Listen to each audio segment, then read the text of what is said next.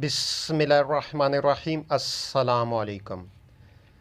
حضرت رسول خدا صلی اللہ علیہ وآلہ وسلم نے ارشاد فرمایا، کبھی آدھی نماز قبول ہوتی ہے اور کبھی تیسرا حصہ، کبھی چوتھائی، کبھی پانچواں حصہ اور کبھی 10واں حصہ۔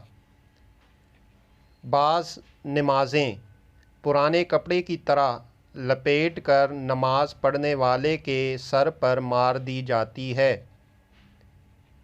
تیری نماز کی اتنی مقدار قبول کی جائے گی جتنی مقدار تو خدا کی طرف توجہ کرے۔